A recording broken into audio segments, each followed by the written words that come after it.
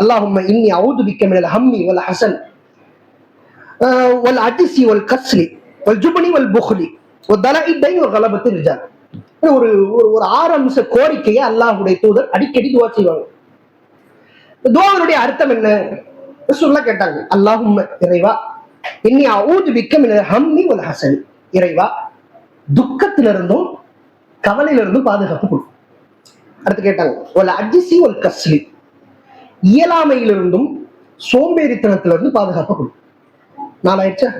வல் ஜுப்னி வல் புக்லி, கோழைத்தனத்தை விட்டும் கஞ்சத்தனத்தை விட்டும் பாதுகாப்பு கொடு.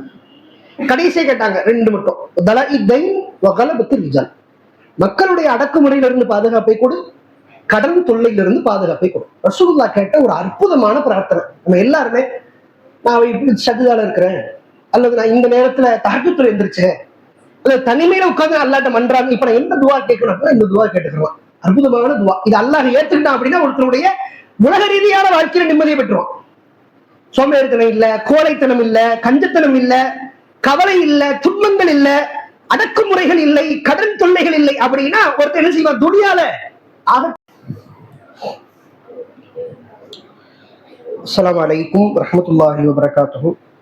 அல்ஹம்துலில்லாஹி ரப்பில் ஆலமீன் வல் ஆகிபத்து லில் முத்தகீன். அஸ்ஸலாத்து வஸ்ஸலாமு அலா சய்யிதினா முஹம்மதின் வ ஆலிஹி வ அஸ்ஹாபிஹி அஜ்மஈன்.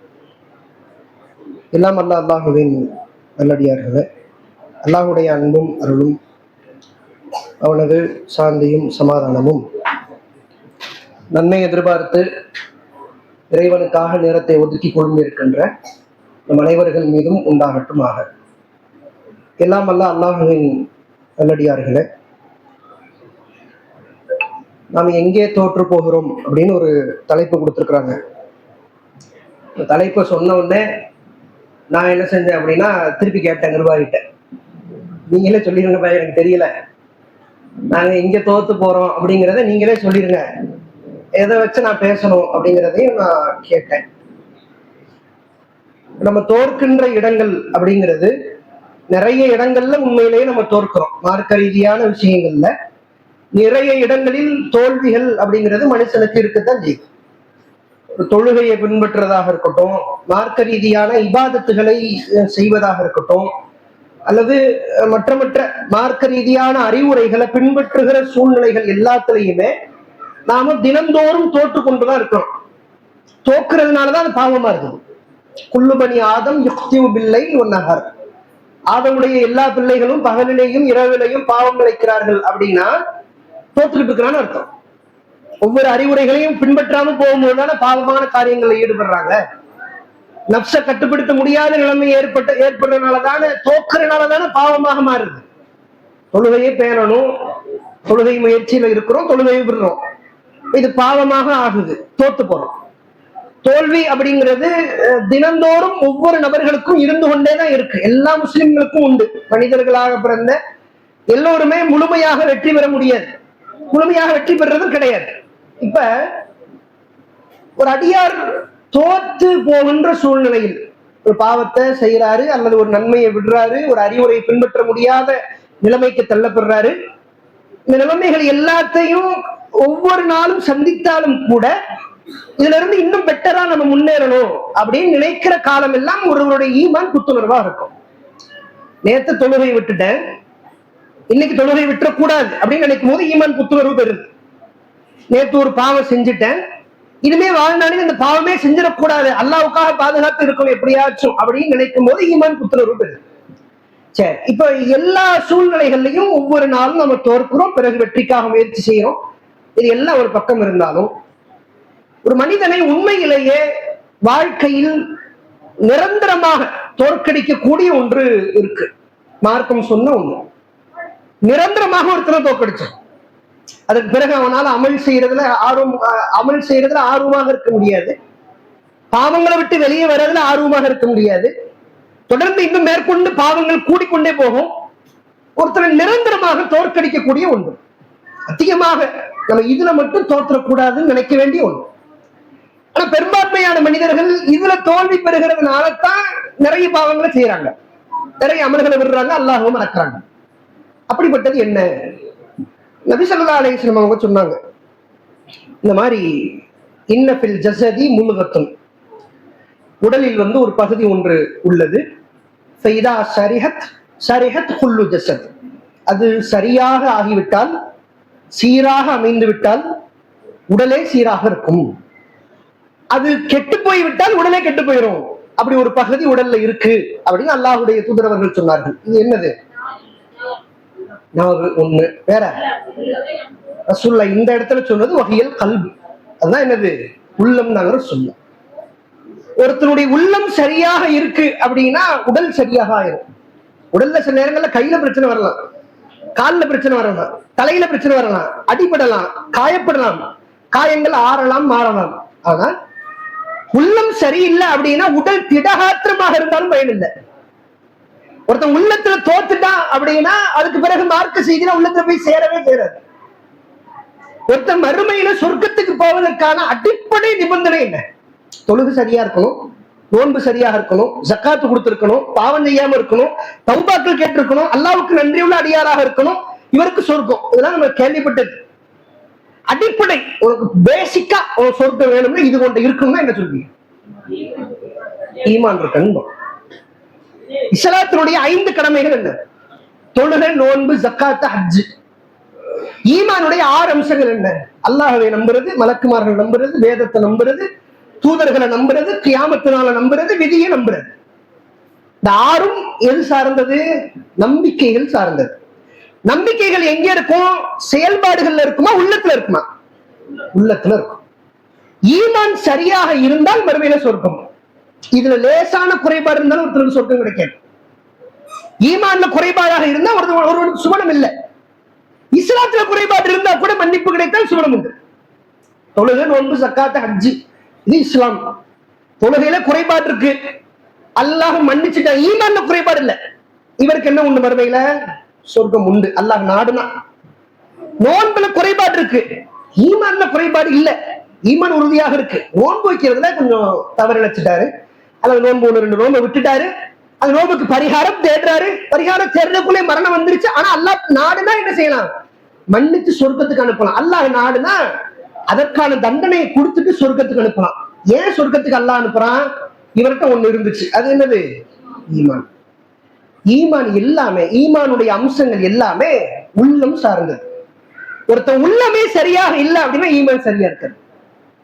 ஈமான சுமக்கக்கூடிய உள்ளம் உறுதியாக இருக்கணும்ல. ஒரு பொருளை கொண்டு போய் ஒரு இடத்துல பத்திரமாக வைக்கிறீங்க, அரிசியை வாங்கி பையில போடுறோம், பொருள்களை வாங்கி பையில போடுறோம், பையே கிழிஞ்சு போற பையா இருந்துச்சு அப்படின்னா பொருள் எல்லாம் கீழே விழுந்துரும். ஈமான மனசுக்குள்ள நட்டு வைக்கிறோம், மனசே பலவீனமாக இருந்தா, உள்ளம் சரியில்லாம போயிட்டா, திசை மாறி போயிருச்சு அப்படின்னா ஒருத்தன் அடிப்படையிலேயே தோத்துருவான், ஈமானே தோத்துருவான். அதுக்கு பிறகு எங்க தொழுக? நல்ல ஈமான் இருக்கிறவனே தொழுகாம இருப்பான். அல்லாஹ் உறுதியை நம்புற ஆளே வட்டி வாங்குறான். மறுமை பற்றி மறுமை உறுதியை நம்புற ஆளே என்ன செய்யறான்? பாவமான காரியங்களில் ஈடுபடுறான். நீ மறுமை நம்பிக்கையை பலவீனமான உள்ளத்துல ஆட்டம் கண்டு கொண்டிருக்கிற பொழுது வாழ்நாள்ல எல்லா விதமான மறுமை சார்ந்த விஷயங்கள்ல ஒருத்தன் தோத்துதான் போவான், உலகத்திலேயே தோத்துருவான். ஒருத்தனுக்கு ஈமான் இல்ல, மார்க்கம் இல்ல, உள்ளம் உறுதியா இருக்கு. உள்ளம் என்ன செய்யுது? உறுதியா இருக்கு. என்ன கவலையெல்லாம் இல்ல, உலகத்துல உள்ளத்தை உறுதியா வச்சிருக்கான் ஒருத்தனை, இவன் துன்யால ஜெயிச்சிருவான். இப்படித்தானே? பெரிய நிறுவனத்தை நடத்துறான், நிறைய பொருளாதாரத்தை சம்பாதிக்கிறான் ஒருத்தன், அவனுடைய உள்ளம் எப்படி இருக்கு? நல்ல உறுதியா இருக்கு. உள்ளம் ரீதியான விஷயங்கள்ல கரெக்டா இருக்கான். மார்க்கம் இல்ல, அவன்கிட்ட கொள்கை இல்ல, ஆனா அவன் உலகத்துல என்ன செஞ்சிருவான்? ஜெயிச்சிருவான். மறுமையில ஜெயிக்க முடியாது. இந்த பலவீனமான உள்ளம் உள்ள ஈமான்தாரிகள் என்ன ஆகுவாங்கன்னா உலகத்திலையும் தோல்வியை தழுவுவார்கள், மறுமையிலையும் தோல்வியை தழுவுவார்கள். இதுதான் மோசமான இந்த தோல்விங்கிறது. தினந்தோறும் தோற்கிறோம், முயற்சிகள்ல தோல்விகள் இருக்கலாம், முயற்சி தொடர்ந்து கொண்டே இருக்கும். அந்த போராட்டம் தான் ஈமான புத்துணர்வோடு வைக்கும். பாவம் செஞ்சுட்டே மறுபடியும் செஞ்சிடக்கூடாது, நன்மையை விட்டுட்டனே மறுபடியும் செய்யணுமே, இந்த அமல் இல்லையே புதுசா வாழ்க்கையில கொண்டு வரணுமேங்கிற போராட்டம் என்ன செய்யும்? வெற்றிக்கான போராட்டம் வாழ்நாள நகர்த்தி கொண்டே போகும். ஆனா இந்த உள்ளம் ரீதியான விஷயங்கள்ல தோல்வி ஒரு ஆளுக்கு வந்துருச்சுன்னா துனியாவும் வச்சு மறுமையும் வச்சு. இப்ப முதல்ல நம்ம எல்லாரும் நான் தோற்றுவே கூடாதுன்னு நினைக்க வேண்டியது உள்ளத்துலதான். உள்ளம் சம்பந்தப்பட்ட விஷயங்களை தோல்வியே வந்துடக்கூடாது. பிறகு என்ன செய்யலாம்? மற்றதை செஞ்சுக்கலாம். தொழுகையா இருக்கட்டும், நோன்பா இருக்கட்டும், கூடுதலான ஒரு அமல் செய்யறதாக இருக்கட்டும், குரான் ஓதுறதாக இருக்கட்டும், தஸ்பீஹ் செய்யறதா இருக்கட்டும், மனப்பாடம் பண்றதா இருக்கட்டும், இது எல்லாமே உள்ளத்தை சரி செஞ்சதுக்கு பிறகு அதுல தோற்றக்கூடாது. அதுதான் அடிப்படை. குரான் ஹதீஸுகள்ல இது சார்ந்த நிறைய செய்திகள் உண்டு. உதாரணமா அல்லாஹ்வுடைய தூதர் அவர்கள் அல்லாஹ்விடத்தில் அதிகமாக கேட்ட ஒரு பிரார்த்தனை, ரசூலுல்லாஹ் அல்லாஹ்ட்ட அதிகமா கேட்ட பிரார்த்தனை என்னன்னு ரசூலுல்லாஹ்ட்ட கேட்கும்போது, சஹாபாக்கள்கிட்ட கேட்கும்போது சஹாபாக்கள் பதிலளிச்ச ஒரு செய்தி. அதாவது அல்லாஹ்வுடைய தூதர் அவர்கள் அதிகமாக இந்த துஆவை கேட்பாங்க. அல்லாஹும்ம இன்னி அஊது பிக்க மினல் ஹம்மி வல் ஹஸன் வல் அஜ்ஸி வல் கஸ்லி வல் ஜுப்னி வல் புக்லி வதலஇ தைன் வ கலபத்தி ரிஜால்.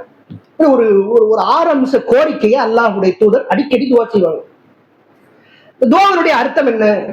ரசூலுல்லாஹ் கேட்டாங்க, அல்லாஹும்ம இறைவா, இன்னி அஊது பிக்க மினல் ஹம்மி வல் ஹஸன், இறைவா துக்கத்திலிருந்தும் கவலையிலிருந்தும் பாதுகாப்பு கொடு. அடுத்து கேட்டாங்க, வல் அஜ்ஸி வல் கஸ்லி, இயலாமையிலிருந்தும் சோம்பேறித்தனத்திலிருந்து பாதுகாப்பு கொடு. 4 ஆயிடுச்சா? வல் ஜுப்னி வல் புக்லி, கோழைத்தனத்தை விட்டும் கஞ்சத்தனத்தை விட்டும் பாதுகாப்பு கொடு. கடைசியை கேட்டாங்க 2 மட்டும், தலஇ தைன் வ கலபத்தி ரிஜால், மக்களுடைய அடக்குமுறையிலிருந்து பாதுகாப்பை கொடு, கடன் தொல்லையிலிருந்து பாதுகாப்பை கொடு. ரசூலுல்லாஹ் கேட்ட ஒரு அற்புதமான பிரார்த்தனை. நம்ம எல்லாருமே, நான் இப்படி சஜிதால இருக்கிறேன், அல்லது நான் இந்த நேரத்துல தஹஜ்ஜுத்ல எந்திரிச்சேன், அல்லது தனிமையில உட்கார்ந்து அல்லாஹ்ட்ட மன்றாங்க, இப்ப நான் என்ன துஆ கேட்கணும், இந்த துஆ கேட்டுக்கலாம். அற்புதமான துஆ. இது அல்லாஹ் ஏத்துக்கிட்டான் அப்படின்னா ஒருத்தருடைய உலக ரீதியான வாழ்க்கையில நிம்மதியை பெற்றுவான். சோம்பேறித்தனம் இல்ல, கோழைத்தனம் இல்ல, கஞ்சத்தனம் இல்ல, கவலை இல்ல, துன்பங்கள் இல்ல, அடக்குமுறைகள் இல்லை, கடன் தொல்லைகள் இல்லை அப்படின்னா ஒருத்தர் என்ன செய்வான்? துனியால ஆகச்சிறந்த நபராக இருப்பான். இது எல்லாமே உள்ளம் சார்ந்தது. மனிதர்களுடைய அடக்குமுறை, கடன் பாதுகாப்பை தவிர்த்து மீது எல்லாமே என்னது? உள்ளம் சார்ந்தது. கவலை, துக்கம், இயலாமை, சோம்பேறித்தனம், கோழைத்தனம், கஞ்சத்தனம், இது எல்லாமே எது சார்ந்தது? உள்ளம் சார்ந்தது. ரசூலுல்லாஹ் அதிகமாக உள்ளம் சார்ந்த விஷயங்களை தான் அல்லாஹ்விடத்தில் கேட்டார்கள். இந்த உள்ளத்துல தோல்வி அடைஞ்சிட்டோம் அப்படின்னா ஒரு சமுதாயமே நாசமா போயிடும். தனிப்பட்ட மனிதன் சார்ந்த பிரச்சனை அல்ல இது. ஒரு சமுதாயமே நாசமா போறதுக்கு காரணம் என்ன தெரியுமா? இந்த உள்ளம். ஒரு அற்புதமான வரலாறு ஒண்ணு குரான்ல உங்களை பேசினவன்னு சொன்னார். ஃபிரௌனுடைய வரலாறு அல்லாஹ் குரான்ல பதிவு செஞ்சிருக்க, நிறைய இடங்கள்ல பார்க்கலாம். சரி, இப்ப ஃபிரௌனு கொடுங்கோல் மன்னன் அப்படிங்கிறது நமக்கு தெரியும். எந்த அளவுக்கு கொடுங்கோல் மன்னன் தெரியுமா? திமிரு பிடிச்ச கொடுங்கோல் மன்னன். மக்களை எல்லாம் அழிச்சவங்க எல்லாருக்கும் நான் மன்னன் சொல்ல மாட்டான். நான் தான் ராஜா, நான் வைக்கிறதா இங்க சட்டம், இப்படிதான் கொள்ளுவேன் அப்படி சொல்ற கொடுங்கோல் மன்னன் அல்ல அவன். அவன் எப்படி சொல்லுவான் தெரியுமா? என்ன சொல்லுவான்? ஆனா ரப்புக்கும் ஆளா, நான் தான் உங்களுடைய உயர்ந்த இறைவன்.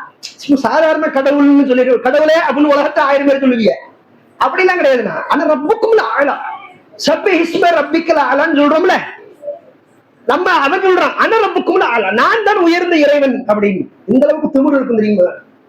மூசா வந்து பிரச்சாரம் செய்வார், அல்லாஹ் வணங்கணும் அப்படின்னு. அல்லாஹ் எங்க பாருக்கான்னு கேட்பான், வானத்துல இருக்கா அல்லாஹ் அப்படின்னு மூசா சொல்லுவார். இப்ப என்ன சொல்லுவான்?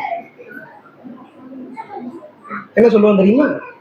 அவன் சபையெல்லாம் கூப்பிட்டு களிமண்ணால படிக்கட்டு வானத்தை நோக்கி கட்டுங்க. நடக்கிற காரியமா இது? எவ்வளவு திமிரு இருக்கணும், இவ்வளவு ஆணவம் இருந்தா சொல்லுவான், களிமண்ணால படிக்கட்டு கட்டுங்க, வானத்தை நோக்கி படிக்கட்டும். மாடிக்கு படிக்கட்டுன்னா பிரச்சனை இல்லை, வானத்தை நோக்கி படிக்கட்டு. நான் ஏறி மேல அல்லாஹ் இருக்கிறான் இல்லைன்னு பார்த்துட்டியா இறங்குவேன் அப்படின்னா இவ்வளவு ஆணவம் இருக்கும், எவ்வளவு திமிரு இருக்கும். எந்த வீட்டுல ஆம்பளை பிள்ளை பிறந்தாலும் கொண்டு போட்டுருவான். இப்படி ஒருத்தன் இருக்கிறான், குடும்ப ஆட்சியான ஒருத்தர் இருக்கிறான். இப்ப ஒரு தனிப்பட்ட ஃபிரௌன் பெரிய ஆளா, ஒரு பெரிய கூட்டம் சக்தி வாய்ந்ததா? தனிப்பட்ட ஃபிரௌன் சக்தி வாய்ந்தவனா, கூட்ட சக்தி வாய்ந்ததா? கூட்டம் தான் சக்தி வாய்ந்தது. இவ்வளவு பேர் இருக்கிறீங்க, உங்க பிள்ளையெல்லாம் சாவுன்னு சொல்லிட்டு இருக்கலாம், கொல்லணுங்கிறவங்க எதிர்த்து ஒரு ஆள் கேட்க மாட்டீங்க. எல்லாரும் சேர்ந்து புரட்சி பண்ண தூக்கி எறிஞ்சிட மாட்டோம். ஒரு சாதாரண மனுஷன் தானே, அவன் இறைவன் சொல்லட்டும், அவனு நம்மள மாதிரி ஆளு 2 கை 2 கால் தானே இருக்கு, இறைவன் இல்லைன்னு உங்களுக்கு தெரியும்ல, அடிச்சு தூக்கி எறிய வேண்டியதான முடிவு பண்ணிருக்கலாம்ல. கொடுங்கோல் மன்னன் மூசா வந்து பிரச்சாரம் செய்த வரைக்கும் அந்த மக்கள் ஏன் இப்படி இருந்தாங்க? ஒரு சமுதாயம் ஏன் இப்படி நாசமா ஆச்சு? ஒரு சமுதாயம் ஏன் இப்படி அடிமையானது? இப்படி ஒரு வரலாறு வச்சுக்கிறங்க. ஒரு ஓரம் நம்ம நாட்டில் நடந்ததையும் பார்த்துக்கிறோங்க. 200 ஆண்டு காலம் நம்மள ஆங்கிலேயர்கள் ஆட்சி செய்தார்கள். 2000க்கும் அதிகமான ஆண்டு காலம் நாம அடிமைகளாக இருந்தோம். இன்னைக்கு இஸ்லாத்தை ஏற்ற அல்லாஹ் நமக்கு கண்ணியத்தை கொடுத்திருக்கிற ஒரு பகுதி. ஆனா இந்த ஜாதி ரீதியான இன ரீதியான அவர்களுடைய அடக்குமுறை எதனால் வெளிப்பட்டது? பெரும்பான்மையானவர்கள் எந்த ஜாதி எந்த இனம் அடிமைகள் என்று சொன்னார்கள் அவர்கள் பெரும்பான்மை. அடிமைப்படுத்தியவர்கள் சிறுபான்மை. அதானே, 102 பேர் தான் அடிமைப்படுத்துறவன், 198 பேர் அடிமைப்பட்டு கிடக்கிறவன். 98 பேர் 2 பேர் அடிக்கிறது பெரிய விஷயமே இல்லையே. ஏன் உன்னை யாருக்கு அடிமையா இருக்க சொன்னாங்க?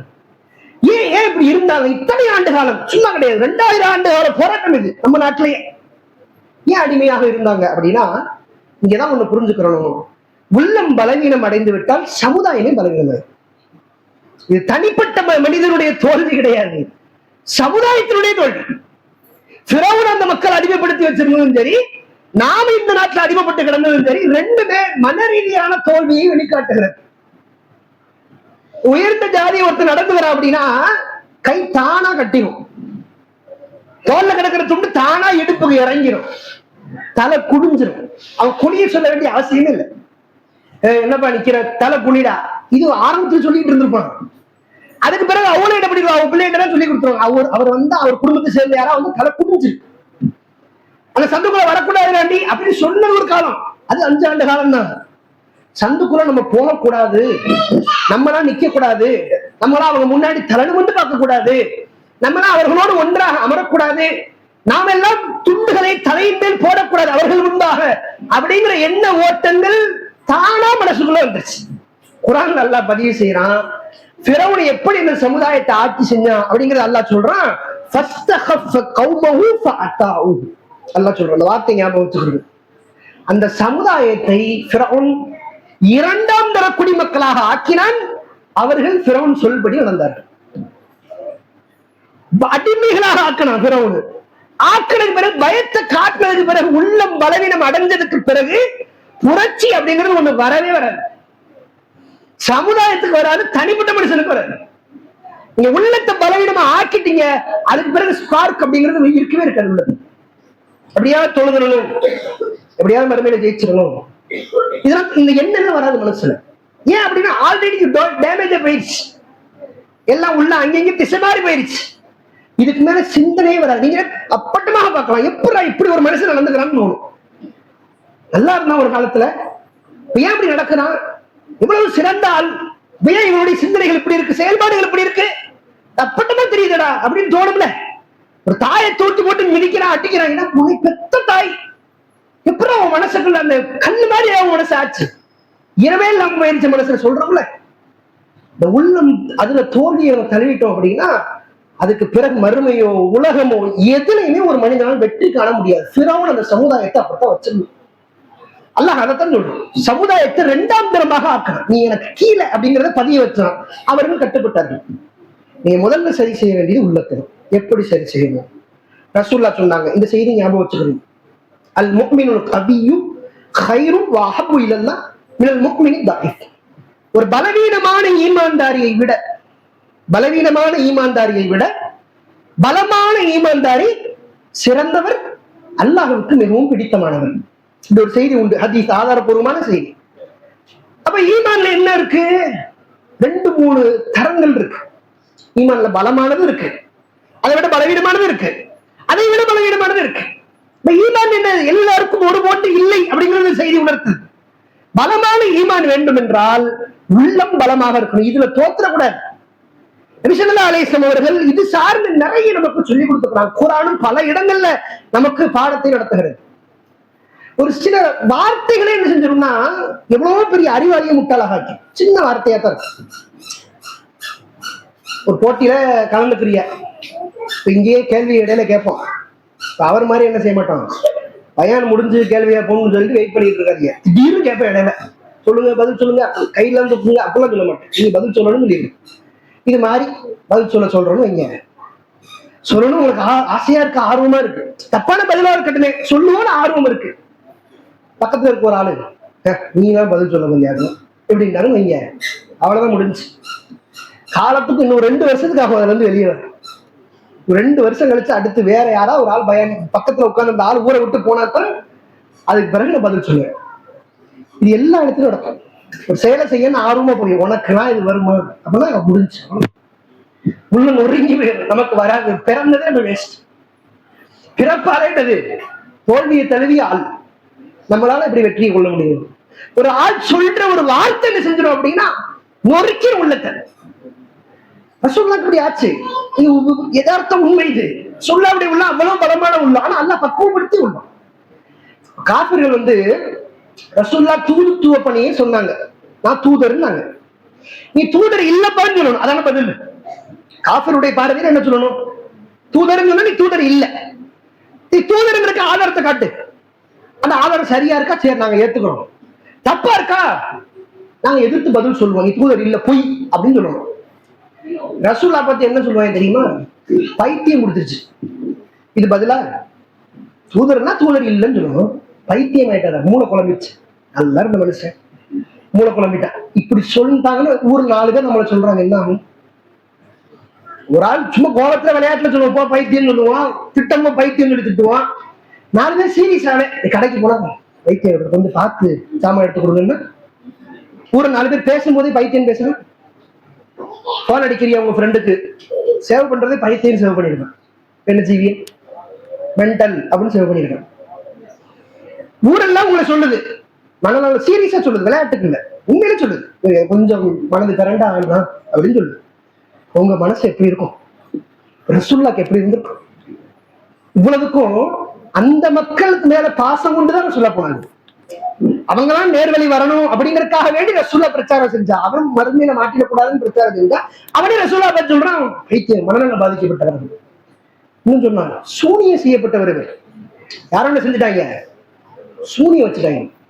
சூனியத்தால் பாதிப்பு ஏற்பட்டுதான் இவர் இப்படிலாம் பேசிட்டு இருக்காரு அப்படின்னு சொல்றான். சூனியத்தால பாதிப்பு ஏற்படாது. காபிர் அந்த பாரு, காபிருக்கு அந்த நம்பிக்கை இருக்கும்ல. சூனியம் வச்சுட்டாங்க யாரோ அப்படின்னு. இவர் குரான கொண்டு சொன்னா இங்க வந்து கவிதை படிச்சுட்டு ஒப்பிச்சுக்கிட்டு இருக்கான் அப்படின்னு. அர்த்தத்தை பார்க்கல. கவிதை நல்லா இருக்கு அப்படின்னு பார்க்கலாம். கவிதை நல்லா இருக்காரு கவிஞர் அப்படிங்கிறான். இதெல்லாம் கஷ்டப்படுத்துகிற வார்த்தை. அப்பதான் அல்லாஹ் குரான்ல வசனத்தை இருக்கிறான், நபியே அவர்களுடைய சொல் ஒருபோதும் உங்களை கவலையில் ஆழ்த்த வேண்டாம் அப்படிங்கிறான். சொல்லால் கவலைப்படாதீங்க, மனசு உடஞ்சு போயிடாதீங்க. அல்லாஹ் சொல்றான் குரான்ல ஆறுதலான வார்த்தைகள். சொல்ல அதுக்கு பிறகு தைரியமா பிரச்சாரம் இருந்தாங்க. அதுக்கு பிறகு பழகிட்டாங்க. என்ன சொன்னா சொல்லணும், நம்ம என்னது, நம்ம பிரச்சாரம் செய்ய வேண்டியது நம்ம பண்ணி செஞ்சுக்கிட்டே சொல்லலாம். ஆரம்பத்துல கவலை இருந்துச்சு, சமுதாயம் என்னை பார்த்து இப்படி பேசுது அப்படிங்கிற கவலை இருந்துச்சு. சொல்லாரு அல்லாஹ் அதை அப்படி திருத்திட்டே வர. மனசுல பலவி நடந்துடக்கூடாது ஒரு தூதர். நபியே ஃபலா யஹ்ஸுன்க கௌலுஹும், அவருடைய சொல் ஒருபோதும் உண்மை கவலையில் ஆழ்த்த வேண்டாம் அப்படி. கவலை இருக்குல்ல, இதுதான் முதல்ல உள்ளத்தை சுக்குநூறாக்கும். நிறைய பேரு கவலைப்படணும்னு ஆசைப்படுறீங்க. யாராவது ஆசைப்படுவோமா? கவலைப்படணும்னு ஆசைப்படுவோமா? பட மாட்டோம். சொல்லுங்க, பட மாட்டோம். கவலைப்படணும்னு ஆசைப்பட மாட்டோம் அப்படின்னு நம்ம வெளிப்படையில சொல்றோம். உள்ள உண்மை 100க்கு 90% பேரு கவலைப்படணும்னு தான் ஆசைப்படுறீங்க. ஒரு உதாரணம் சொல்லவா? நைட் நேரத்துல ஒரு பாட்டு ஒண்ணு ஓடுது. என்ன பாட்டு? சோதனை மேல் சோதனைன்னு ஒரு பாட்டு ஓடுது. கேட்ட உடனே ஆஹா, வாழ்க்கையில எவ்வளவு சோதனைப்பட்டிருக்கேன் தெரியுமா, எப்படி இருந்து. இப்ப நல்லா இருப்பார், வீட்டுல பெட்ல படுத்து ஏசிய போட்டு நல்ல நிம்மதியா தூங்குவார். ஆனா அந்த பாட்டை கேட்டவனே ஒரு காலத்துல எவ்வளவு கஷ்டப்பட்டடா நீ. அந்த ஸ்கூல்ல படிக்கும் போது அந்த நிகழ்வு உனக்கு ஞாபகம் இருக்கா? சாப்பாட்டுக்கு வழி இல்லாம உனக்கு விரட்டி விட்டாயில, உனக்கு ஞாபகம் இருக்காது? அந்த திண்ணையில படுத்திருந்தமே, அது ஞாபகம் இருக்கா? உங்க அம்மா கூட இவ்வளவு கஷ்டப்பட்டு இருந்தியே, அது ஞாபகம் இருக்கா? சாப்பாட்டு வழி இல்லாம இருந்தீங்க, நான் வந்து உதவி கேட்டு பண்ண மாட்டேன்னு நானே, ஞாபகம் இருக்கா? இது இந்த பாட்டு ஓடிக்கிட்டு இருக்கும். ஞாபகங்கள் எல்லாம் தோணிக்கிட்டே இருக்கும். இதுக்கு ஒரு மனுஷன் விரும்புறான் விரும்பலையா? விரும்பத்தான். இந்த துன்பத்தை தான் கொடுக்கும், அதை விரும்புவான். சில நேரங்களில் வலி என்னது ஒருத்தனுக்கு விருப்பமாக இருக்கும். அது போன்று இந்த மன ரீதியான வலி ஒருத்தனுக்கு விருப்பம். அதிலே முக்கியமான கடந்த காலத்துல பட்ட துன்பத்தை எல்லாம் நினைச்சு நினைச்சு பார்க்கறது. பாட்டை போட்டு பாட்டு எல்லாமே இப்படி டிப்ரெஷன் சாங்ஸ் தனியா வச்சிருப்பான். என்ன என்ன கவலை உனக்கு எதுவும் வருதா வாழ்க்கையில? அதெல்லாம் ஒண்ணும் இல்லை. நல்லா உட்காந்துருப்பான், அம்மாட்ட தோசையை கேட்பான், ஊத்துங்க முட்டை தோசை ஒண்ணு ஊத்துங்க அப்படின்மா. சாப்பிட்டு முடிச்சுட்டு பெட்ல படுக்க போகும்போது உலகத்துல யாருமே எனக்குனே இல்லை அப்படின்னா, அப்பதான் தோசையை திண்டு வந்திருப்பான் அம்மா கையில். பாருங்க, நிறைய இளைஞர்கள் ஸ்டேட்டஸே என்ன பண்றான்? தாங்க முடியாத கஷ்டம் எனக்கு, உலகத்துல என்ன மாதிரி சில பேர் சொல்றேன், எனக்கு வந்த கஷ்டம் உலகத்துல யாருக்குமே வரக்கூடாதுமா. இந்த வார்த்தை வராத உலகத்துல ஒரு மனுஷன். நபிமார்கள்லாம் கஷ்டப்பட்டாங்க, அதெல்லாம் என்ன கஷ்டம்? எனக்கு வந்த மாதிரி கஷ்டம் அல்லாஹ் தஆலா உலகத்துல யாருக்குமே கொடுக்க கூடாது அப்படிங்கிறாங்க. அப்பதான் இவ்வளவு கஷ்டம். ஸ்டேட்டஸ்லயும் போட்டுக்கிறது. எல்லாரும் அத்தா இருப்பாரு, அம்மா இருப்பாரு, தங்கச்சி, தம்பி, அக்கா எல்லாரும் இருப்பாங்க. எல்லாம் விளையாண்டு முடிச்சு பேசிட்டு இந்த தனிமையில போகும்போது ஒருத்தர் என்ன நினைக்கிறானா, யாருமே எனக்குமே இல்லை. ஸ்டேட்டஸை போட்டு, பாட்டையும் போட்டு, மியூசிக்கையும் போட்டு அவங்க கவலைப்பட்டுக்கிட்டே இருக்கான். கவலை என்னது? ஒரு மனுஷன் விரும்புறான். கவலைப்படுறதுக்கு ஒரு மனுஷன் ஆசைப்படுறான். உண்மையில தான் கடந்த கால நிகழ்வுகளை நினைச்சு கவலைப்படுறது ஒரு மனிதனுடைய விருப்பமாக இருக்கு. மார்க்கையில எங்கேயுமே அங்கீகரித்து பேசவே இல்லை. கடந்த காலத்துல நடந்த கஷ்டங்களை பத்தி பேசவே இல்லை. நீங்க பாருங்க, ரசூல்லா எவ்வளவு கஷ்டப்பட்டாங்க. கடந்த காலத்துல அவ்வளவு கஷ்டப்பட்டுட்டே வந்தாங்க ரசூல்லா. எங்கேயாச்சும் சில இடங்கள்ல நான் இவ்வளவு கஷ்டப்பட்டேன் அவ்வளவு கஷ்டப்பட்டு இருந்தாங்களா? இல்ல. கடந்த காலத்துல நடந்த நகைச்சுவைப்படுத்தினாங்க ரசூல்லா. அந்த காலத்துல இருந்து சிலை கிட்ட போய் வழங்கிட்டுலப்பா இருந்திருக்கணும், சிரித்தாங்க ரசூல்லா. இப்படி மூட நம்பிக்கையெல்லாம் நம்மகிட்ட இருந்துச்சு. எங்கேயாவது ஒரு ஊருக்கு கிளம்புறதா இருந்தா 3 அம்பு வச்சிருப்பாங்க. அந்த காலத்துல 3 அம்புல போகலாம், போக வேண்டாம், தாமதமாக கிளம்புவோம். இப்படி 3 அம்பு, தாமதம், போகலாம், போக வேண்டாம். அந்த அம்புல எழுதிக்கிறாங்க. அப்ப அம்பு கூட்டுல போயிட்டு குலுக்கி ஒரு அம்பு எடுக்கிறது, போகலாம், பயணத்துக்கு கிளம்பலாமா, அம்பு வச்சு குறி பார்க்கறது. இந்த பழக்கம் இருந்துச்சு. ரசூலுல்லாஹ் அதை சொல்லி சிரிப்பாங்க சஹாபாக்கெல்லாம். போறதா இருந்தா மழை வருதா இல்லையான்னு பார்த்து கிளம்பி போகணும். ஊர் எப்படி இருக்கு, கிளைமேட் எப்படி இருக்கு பார்த்து கிளம்பி போகணும். அதுதான் அறிவாளித்தனம். அல்லாஹ் மேல பாரத்தை போட்டு போகணும். அதை விட்டு அம்பு சொல்றத வச்சு முடிவு எடுத்துக்கணும்ப்பா அப்படின்னு சொல்லி ரசூலை சிரிப்பாங்க. கடந்த காலத்துல நடந்த கஷ்டங்கள்ல ரசூலுல்லாஹ்க்கு நகைச்சுவை, நமக்கு நகைச்சுவை தான். நீங்க என்ன நினைக்கிறீங்க? இப்பவே பாருங்க, இப்பவே நமக்கு மனசை பாதிக்கிற ஒண்ணு இருக்குன்னு வைங்க. இப்ப இருக்கு நமக்கு, சரிங்களா? ஒவ்வொரு ஆளும் ஒவ்வொரு வயசுல இருக்கிறீங்க. இப்ப நமக்கு மனசு பாதிக்கிற அளவுக்கு பெருங்கொண்ட ஒரு கஷ்டம் இருக்கு. எப்படியா அந்த நோம்போட அந்த கஷ்டம் ஒளியன்னு நினைக்கிறீங்க, சரிங்களா? மாமியார் கொடுமையா இருக்குன்னு நினைச்சிடக்கூடாது. இத நோம்போட ஒளிஞ்சிரும் இந்த கஷ்டம் அப்படின்னு நினைச்சிடாதீங்க. அப்படி இல்லை. உண்மையிலேயே உலகத்துல ஒரு கஷ்டம், ஒரு துன்பம் இருக்கு மனசுக்குள்ள. நான் இப்ப சுமந்துகிட்டு இருக்கேன், என்னால அது வந்து வெளியே வர முடியலன்னு நினைக்கிறீங்கன்னு வைங்க. ஒரு 5 வருஷம் கழிச்சு பாருங்க, இங்க நம்ம கிட்ட இருக்க ஒரே ஆயுதம் பொறுமையா இருக்குது. உள்ளத்தை உடைய விடாம ஆக்கிறது. நினைப்பெல்லாம் வருதே, உள்ளத்தை உடைய விடாம ஆக்குறது. பொருளாதாரம் இல்லையே, உள்ளத்தை உடைய விடாம ஆக்குறது. இதை மட்டும் பாதுகாத்துருங்க. 5 வருஷம் கழிச்சு இந்த கஷ்டம் இருக்குல்ல, இது நகைச்சுவை. 10வது படிக்கும் போது பப்ளிக் எக்ஸாம் தான் உலகத்திலே பெரிய கஷ்டம். அப்படித்தானே? பப்ளிக் எக்ஸாம் முடிச்ச போண்டா வாழ்க்கையே அதான்டா அப்படின்னா முடிச்ச உடனே தெரியுது, கங்க்ராச்சுலேஷன், 1 வருஷம் கேப் எடுத்துக்கிறங்க, அடுத்து 12வது பப்ளிக் உங்களுக்கு இருக்கு அப்படின்னா. அதை முடிச்சுட்டா போதும், காலேஜ்ல முன்ன ஃப்ரீயா இருக்கலாம் அப்படின்னா. சரி, அதையும் பல்ல கடிச்சு புத்தகங்கள்லாம் சுமந்து படிச்சு முடிச்சு நல்ல காலேஜ் ஒரு சீட்டை வாங்குவோம். சீட்டை வாங்கி உட்கார்ந்தா சரி இப்ப ஜாலி போல அப்படின்னு நினைச்சு காலேஜ்ல போய் உட்காருவோம். படத்துல காலேஜ்ல காட்டுவோம்ல, அதை வச்சுட்டு காலேஜ் அது மாதிரி இருக்கும் அப்படின்னு போய் உட்கார்ந்தா ஸ்கூலை விட கொடுமையா இருக்கு. போய் உட்காந்தாலும் 3 வருஷம் அரியரே இருக்கக்கூடாது, படிக்கணும், கிளியர் பண்ணணும். இப்ப அவனுக்கு என்ன தோணும்னா 10th ரொம்ப ஈஸியா இருந்துச்சு, 10வது பப்ளிக் எப்படி இருந்துச்சு சாதாரண. இப்ப எழுதுனா 500க்கு 500 நான் எடுத்துருவேன். இப்ப காலேஜ் போன அப்புறம் சொல்லுவான், இப்ப மட்டும் என்கிட்ட அந்த 10th பேப்பரை கொண்டு வாங்க, 500க்கு 500. அது ஒரு கஷ்டம்னு அன்னைக்கு நான் அழுது துடிச்சு திரண்டு உருண்டு அது கவலைப்பட்டு தற்கொலை செய்து கொண்டவர்களா இருக்கிறாங்க. 10வது மார்க்குக்கு காலேஜ் முடிச்சு போலாம். காலேஜ் முடிச்சாச்சு, பட்டத்தை வாங்கியாச்சு, பெரிய பாரம் முடிஞ்சிச்சு, கல்வி முடிஞ்சிருச்சு. இதுக்கப்புறம் நம்ம வாட்ட வேலைக்கு போக வேண்டியது. அத்தா காசு அம்மா காசு எல்லாம் எதிர்பார்த்துட்டு கூடாது. அப்போ ஒரு திமிரு வேற வந்து. நீ பாருங்க, இந்த காலேஜ் முடிச்ச பையனும் அத்தாவையும் பாருங்க, அபூ லஹப் ரசூலுல்லாஹ் மாதிரி இருப்பாங்க. இப்படி மூஞ்ச பார்த்துக்கிட்டா முறைச்சுட்டு தான் போறது வீட்டுக்குள்ள. அத்தாட்ட நேரடியாக பேசவும் மாட்டான், அம்மாட்ட போய் தான் பேசுவோம். அவர் என்ன என் ரூம்ல உட்காந்துருக்காரு, ஏன் தான் உட்காந்துருக்கீன்னு அங்கே போய் கேட்க மாட்டேன், என் ரூம்ல உட்காந்துருக்காரு எந்த போட்டு சொல்லுங்க அப்படின்னு. அத்தாவுக்கு நேரடியாக திட்ட மாட்டாரு. ஒரு ஏன்டா அப்படி வச்சுட்டு போறேன். அப்ப அவ்வளவு ஒரு ஈகோ வந்து மனசுல. நேரடியா கேட்கறதுலாம் கிடையாது. நடைமுறை வாழ்க்கை பசங்களுக்கும் உண்டு, பெண்களுக்கும் உண்டு.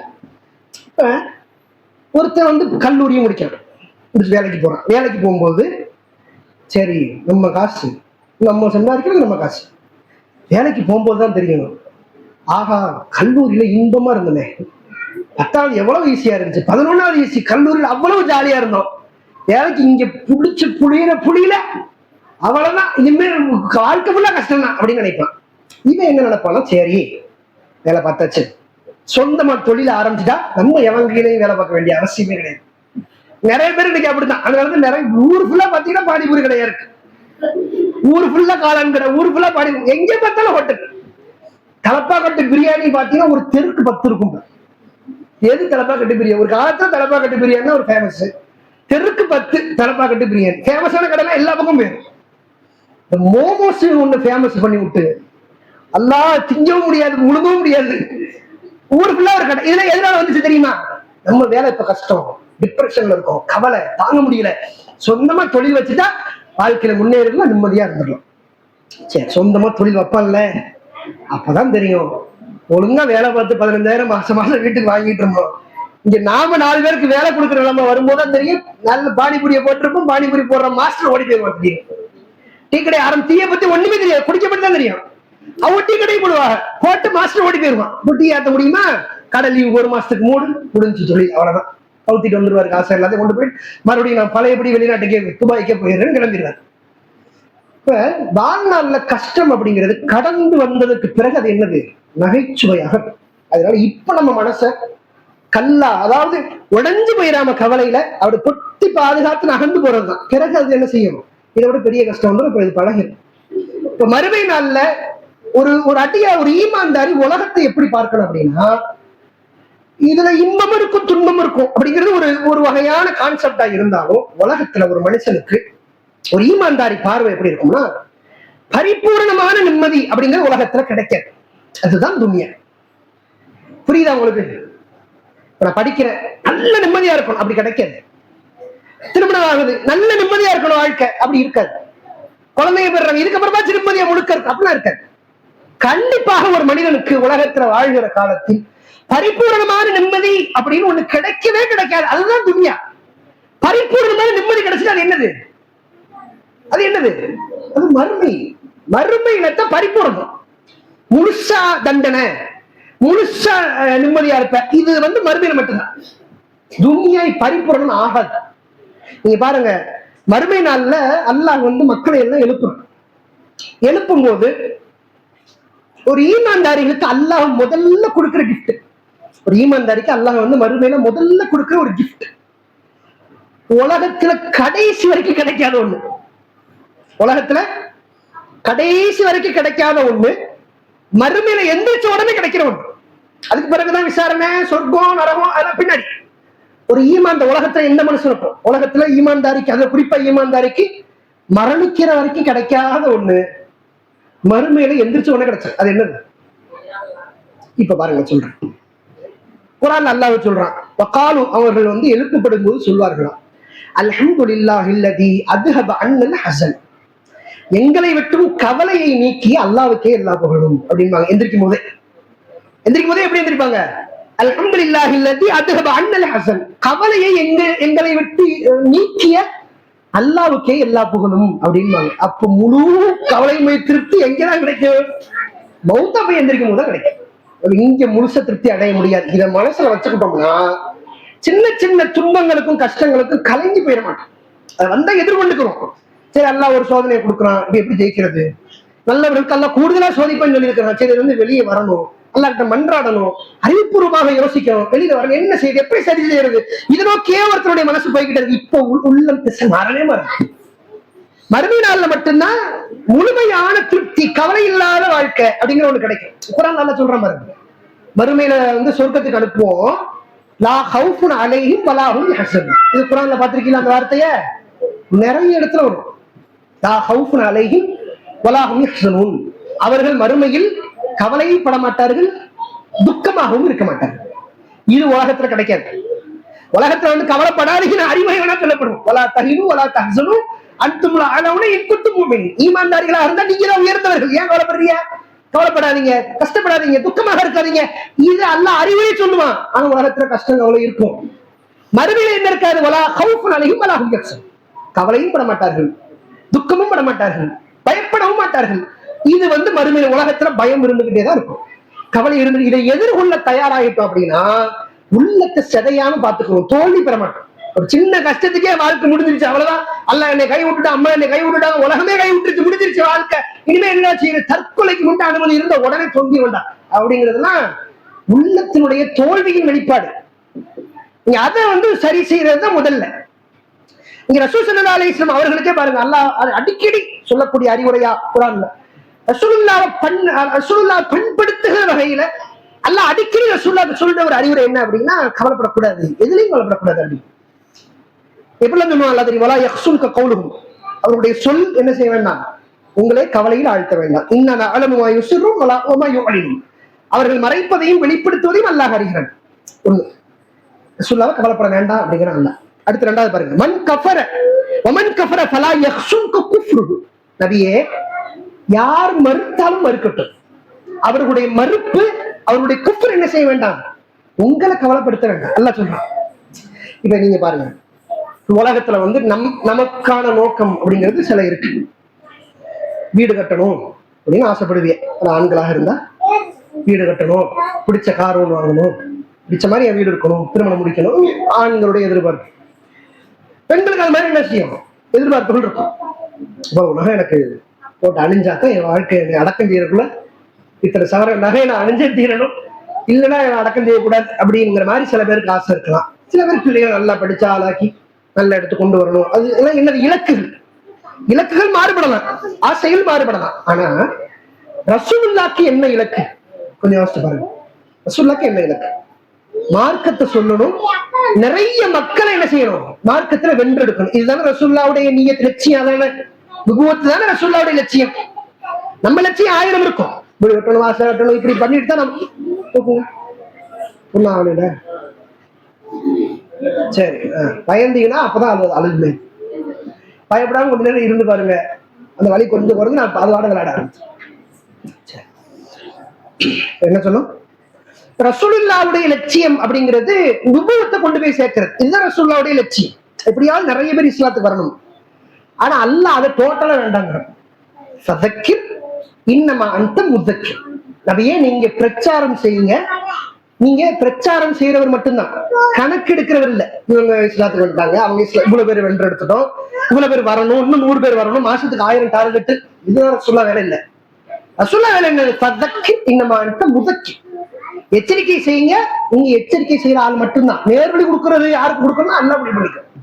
எத்தனை பேர் நேர்வழிக்கு வரணும், எவ்வளவு பேர் மறுக்கணுங்கிற முடிவுல அல்லாஹ்வுடைய கருத்து. நீ உங்க வேலை பயன் பண்றது, மார்க் பண்ணியே சொல்றது, அவ்வளவுதான். இதுக்குதான் அல்லாஹ் சொல்றான், நபியே நீங்க சொல்ற மறுத்து போறானே அப்படின்னு நினைச்ச அதுவோட உங்களுக்கு கவலையை உண்டாக்கிட வேண்டாம் அப்படிங்கிற. ஒமன் கஃபர ஃபலா யஹ்சுன்க குஃப்ருஹு, யாரெல்லாம் மறுக்கிறார்களோ மறுத்து போகட்டும், அவருடைய மறுப்பு ஒருபோதும் உங்களை கவலையில் ஆழ்த்த வேண்டாம் அப்படின்னு அல்லாஹ் சொல்றான். அதே மாதிரி லா தஹ்சன் இன்னல்லாஹ் மஅனா, நீங்க ஒருபோதும் கவலைப்படாதீங்க, அல்லாஹ் நம்மோடு இருக்கிறான் அப்படிங்கிறான் அல்லாஹ். சொல்றாங்க அல்லாஹ், நீ கைலா தஅஸு வலா மா ஃபாதாக்கும் வலா தஃப்ரஹு பிமா அத்தாக்கும், உங்களுக்கு எது எதெல்லாம் தவறி போகுதோ அதையெல்லாம் நினைச்சு நீங்க கவலையும் படக்கூடாது. உங்களுக்கு எதெல்லாம் கொடுக்கப்படுதோ அதை நினைச்சு தர்மம் கொண்டு பூரித்து போய்விடவும் கூடாது. உள்ளம் 2 பக்கம் தசமா இருக்கும். ஒண்ணு டவுன் ஆனா அட்டிப்பட்டது போயிடுவான், ஒட்டஞ்சு நொறுங்கி போய் உட்காந்துருவான். இல்லை ஆட்டம்னா சரியான ஆட்டமா இருக்கும். 2மே கிடைக்கும் ஒருத்தர் வாழ்க்கையில. அல்லாஹ் சொல்றான், 2மே கிடைக்க கூடாதுங்கிறது விதின்னு ஒண்ணு ஏற்படுத்திருக்கேன் அப்படிங்கிறான். நீங்க ரசூலுல்லாஹ் பாருங்க, ரசூலுல்லாஹ்க்கு இப்படி ஒரு ஆசை இருக்கும், எல்லாரும் இஸ்லாத்துக்கு வரணும், நிறைய பேரு மார்க்கத்தை கேட்கணும் அப்படிங்கிற ஆசை நபி ஸல்லல்லாஹு அலைஹி வஸல்லம் அவர்களுக்கு அதிகமாகவே இருந்துச்சு.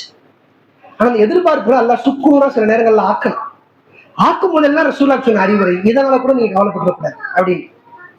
மனசு என்ன செய்யும் அப்படின்னா நிறைய எதிர்பார்த்தது கிடைக்கல அப்படின்னா தான் ஒருத்தர் கவலைக்கே போறான். 10வது மார்க்குன்னு எதிர்பார்த்துருவான். அந்த எதிர்பார்ப்பு அவனுடைய சொந்த எதிர்பார்ப்பா இல்லாட்டாலும் கூட சுத்தி இருக்கிற மக்கள் அவன் மீது சுமத்திய சுமையின் காரணமாக எதிர்பார்ப்பு. உள்ள படிச்சு மார்க் வாங்கணும்னு முடிவு பண்றவன் அவன் சுமை எதுவோ அதை அவனே எடுத்துக்குவான். இதுல அவ்வளவு மார்க் வாங்கணும்னு சுத்தி உள்ளவங்க சுமத்துவாங்க. டாக்டர் படிக்கணும், சயின்ஸ்ல நிறைய மார்க் எடு, அதுல மட்டும் கவனத்தை வை, மற்றதுலயும் கவனத்தை வைக்க, அதுல மற்றதுல நீ 90 எடு, சயின்ஸ்ல மட்டும் 99 எடு அப்படிம்பாங்க. எல்லாத்துக்கும் ஓடணும். இந்த எதிர்பார்ப்புல கொஞ்சம் குறைபாடுகள் ஏற்படும் போது மனுஷன் என்ன செய்யறான் அப்படின்னா வாழ்க்கையை இழந்துதான் வைக்கும். திருமணம் முடிக்கிறான் ஒருத்தங்க, கணவனோ மனைவியோ திருமணம் முடிக்கும் போது 1000 எதிர்பார்ப்பு இருக்கும். திருமணம் முடிக்கும் போது ஒரு பெண் என்ன செய்வாங்க, நம்ம கணவர் தான் ஊர்லயே பெரிய தைரியசாலி போல போட்டோ பார்த்து முடிவு பண்ணி திருமணம் முடிச்சிருவாங்க. இங்க பார்த்தா பாத்ரூம்ல பள்ளியை பார்த்து ஓடி வருவாரு, ஊர்லயே பெரிய தைரியசாலின்னு ஒண்ணு நினைச்சேன், பள்ளிக்கு கரப்பாம்பூச்சிக்கு பயப்படுற ஆளா இருக்காரு அப்படின்னு நினைப்பாங்க. கணவர் என்ன நினைச்சு திருமணம் முடிப்பாரு, போட்டோலாம் பார்த்து நல்ல பெண்ணெல்லாம் விசாரிப்பாங்க. சமைக்க தெரியுமா? சமைக்கலாம் தெரியும். அது கல்யாணத்துக்கு பிறகுதான் தெரியும் இவங்க சமைச்சது 4 தடவை தான், அது கொஞ்சம் சென்னை குக்கிங்க பார்த்து சமைச்சிருக்காங்க அப்படிங்கிறது அதுக்கு பிறகுதான் தெரியும். வந்தது பிறகு சாப்பிட தோசையும் சரியில்லை, குருமாவும் சரியில்லை. என்ன ஆகுது, ஒருத்தர் கவலை, ஆஹா தவறாக தேர்ந்தெடுத்துடுவோம், அதுக்கு இப்படி கஷ்டமா போயிருமா அப்படின்னு நினைப்பான். இந்த எண்ண ஓட்டங்கள்லாம் அதிகமாகி மனசு விரக்தியில போய் பிள்ளை வைக்கும் போது அப்படித்தான். என் பிள்ளை வளர்ந்தா பார்த்தா ஊர்ல இருக்க எந்த தவறையும் என் பிள்ளை செய்யக்கூடாது. ஆனா எல்லாம் பண்ணிருப்பாங்க சின்ன பிள்ளையில. ஊர்ல இருக்கிற எல்லாரோடையும் என் பிள்ளை ஃபர்ஸ்ட் ரேங்க் எடுக்கணும், ஊர்ல இருக்க எல்லாரோடையும் நல்ல மார்க் எடுக்கணும். அதாவது ஒருத்தர் விளையாட்டுலயும் நல்லா வரணுமா, அமைதியா இருக்கிறது நல்லா வரணுமா, ரெண்டு எப்படி ஒண்ணு சேரும்? விளையாட்டானா சேட்டை பண்றான்னு சொல்லி அடிக்கிறாங்க, அமைதியா இருந்தானே இவன் இப்படிதான் ஊமையாவே இருப்பான், ஒண்ணுமே பண்ண மாட்டான் அப்படின்னு சொல்லி திட்டுறாங்க. ரெண்டு எப்படி ஒண்ணு சேரும்? ரெண்டுக்கு இடையில இருக்கிறவங்க தேவையில்லாத சுமைகளை போட்டு சுமத்துறாங்க. பாருங்க, ஒரு மனுஷனுடைய எதிர்பார்ப்பு, உறவுகள் மீதான எதிர்பார்ப்புகள், வாழ்க்கை மீதான எதிர்பார்ப்புகள் எல்லாமே அப்படியே வளர்ந்துகிட்டே போகுது. ஒரு 1% குறைஞ்சா கூட தாங்கிக்க மாட்டான். ஆனா அல்லாஹ் சில நேரங்கள்ல ஒண்ணுமே இல்லாம 100% நம்முடைய எதிர்பார்ப்புகள் சுக்குநூறாக உடைக்கப்படுகிற நிலைமைகளும் வரும். சில நேரங்கள்ல அது அருளாக கூட இருக்கும். நாம இந்த மாசத்துக்குள்ள என் கையில ஒரு 2 லட்சம் ரூபாய் இருக்கணும், கிடைக்கணும் அப்படின்னு துவாலாம் செய்விய, அதுக்காக ஓடுவீங்க, கடைசியில 1 ரூபா கூட கிடைக்காமையும் போகும். ஆனா 2 லட்சம் ரூபாய் கொடுத்தா நீ என்ன பண்ணுவேங்கிறது அல்லாஹ் தெரியும். இப்ப அல்லாஹ் என்ன செய்வான், உனக்கு அருள் செய்வான். சில உறவுகளை நம்மகிட்ட இருந்து பிரிப்பாங்க, அது நன்மை இருக்கும். சில பொருள்களை நம்மகிட்ட இருந்து அல்லாஹ் எடுப்பான், அது நன்மை இருக்கும், அருளாகவும் இருக்கும். சில நேரங்களில் சோதனையாவும் இருக்கும், நீ என்ன செய்யணும் பாக்குறதுக்காக சோதனையாவும் இருக்கும். ரெண்டுமே ஈமான் அறிக்கை நன்மை. புரியுதா? ரசூலுல்லாஹ் சொன்னாங்களா, அஜபன் அம்ரில் முஃமின், ஒரு ஈமான்தாரியை பார்த்தால் ஆச்சரியமாக இருக்குது நான் சொன்னேன். ஏன் அப்படின்னா அவன் என்ன செஞ்சாலும் அவனுக்கு நன்மைப்பா அப்படிங்கிறாங்க. ஒரு ஈமான்தாரிக்கு என்ன செஞ்சாலும் நன்மை கிடைக்கலாம் இப்படி சொல்லிட்டு ரசூலுல்லாஹ் சொல்றாங்க, ஈமான்தாரியை தவிர வேறு யாருக்கும் இது வராதுங்கிறாங்க. அது என்ன அப்படி? அவனுக்கு அல்லாஹ் ஏதேனும் ஒரு அருளை கொடுத்தால் அவன் என்ன செய்யறான், அல்லாஹ்வுக்கு நன்றி செலுத்துகிறான். இப்ப அது என்னவாயிருது, நன்மையா ஆயிருது. அல்லாஹ் அருள் செஞ்சானா ஒரு ஈமான்தாரி என்ன செய்வான், அல்லாஹ்க்கு நன்றி செலுத்துவான். இப்ப அது அவனுக்கு என்னதாயிரும், நன்மையா ஆயிரும். ஆட மாட்டான், கொள்ள மாட்டான், அல்லாஹ்க்கு நன்றி செலுத்துவான். அல்லாஹ் சோதனை கொடுத்துட்டா இப்ப என்ன செய்வான், பொறுமையாக இருப்பான். பொறுமைக்கு என்ன உண்டாயிரும், நன்மை கிடைச்சு போயிடும். அப்ப ஒரு ஈமான்தாரிக்கு வாழ்நாளில் என்ன செய்தாலும் நன்மை கிடைக்கும். இது ஈமான்தாரியை தவிர வேறு யாருக்கும் வராது அப்படின்னு நாங்க சொல்லல. அப்ப நாம எதிர்பார்ப்புகள் நிறைய வைப்போம். வைக்கும் போதெல்லாம் அதுல சில கோணல்கள் உண்டாகும். உலகத்துல உறவுகள் மீதான எதிர்பார்ப்பு, வேலையில எதிர்பார்ப்பு, பொருளாதாரத்துல எதிர்பார்ப்பு, தொழில எதிர்பார்ப்பு, நீங்க எவ்வளவு எக்ஸ்பெக்ட் பண்றீங்களோ அதுல நிறைய விஷயங்கள் குறைஞ்சுதான் போகும். இந்த குறைவை ஏற்றுக்கொள்ள பழகும், இதுதான் உள்ள தோல்விக்கு மிக முக்கியமான காரணம். ஏற்றுக்கொள்ள பழகிட்டீங்க அப்படின்னா தைரியமாக முன்னேறலாம். ரசூலுல்லாஹ் அல்லாஹ் அப்படி பயன்படுத்தினான். ரசூலுல்லாஹ் இப்ப உதாரணம் இப்படி சொல்றேன், ரசூலுல்லாஹ் காஃபிர்கள் எல்லாம் இஸ்லாத்துக்கு வரணும்னு ஆசைப்பட்டாங்க. ஆசைப்படும் போது சில நேரங்கள்ல அந்த ஆசை கொஞ்சம் அளவு கடந்து போச்சு. அதுக்கு ஒரு உதாரணம் சொல்றேன். ரசூலுல்லாஹ் என்ன பண்றாங்கன்னா,